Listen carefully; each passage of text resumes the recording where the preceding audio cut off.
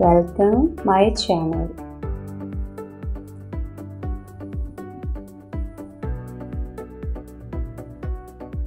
Toon Kids Adventure.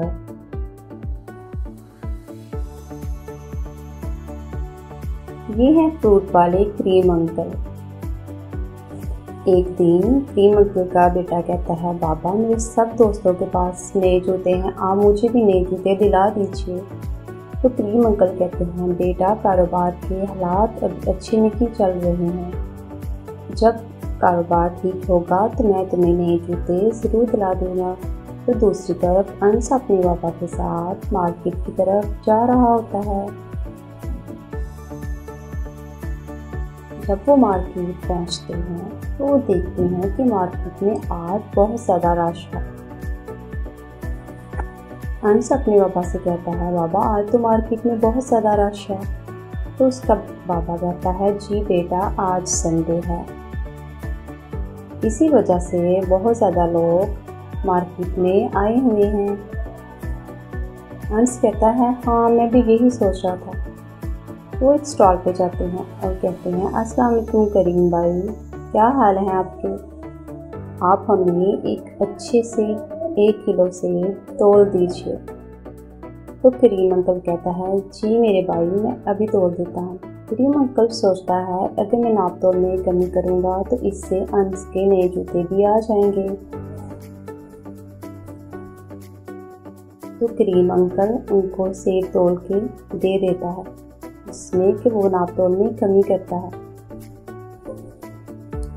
जब वो चले जाते हैं तो करीम अंकल का एक दोस्त जो कि उसके पास होता है, तो वो कहता है, करीम भाई ये आपने क्या किया?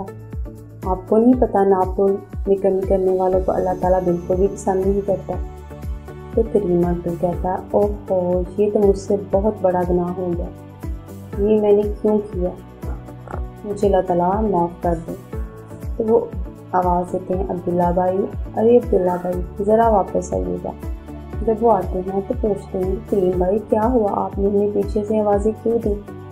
तो करीम अंकल बताता है कि बेटा, करीम अंकल कहता है कि भाई मुझसे नाप तोल में कमी हो गई थी, जिसकी वजह से मैंने आपको आवाज़ दी, लाइए अपना सामान दीजिए ताकि मैं पूरा कर दूँ। तो इससे अब्दुल्ला कहता है कि ये आपने बहुत अच्छा किया, आपने नाप तोल में कमी करने की वजह से माफ़ी मांगी है तो अल्लाह ताला आपको ज़रूर माफ़ करेगा। दूसरा, आपने हमारा सामान पूरा करके दुनिया और आखिरत में नेकी कमाई है, अल्लाह आपको इसका अजर ज़रूर देगा। और ये रखिए मेरी तरफ से कुछ इनाम की रकम।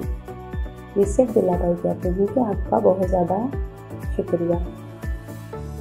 इस तरह करीम भाई भी उसका शुक्रिया अदा करता है और वो अपने घर की तरफ चले जाते हैं।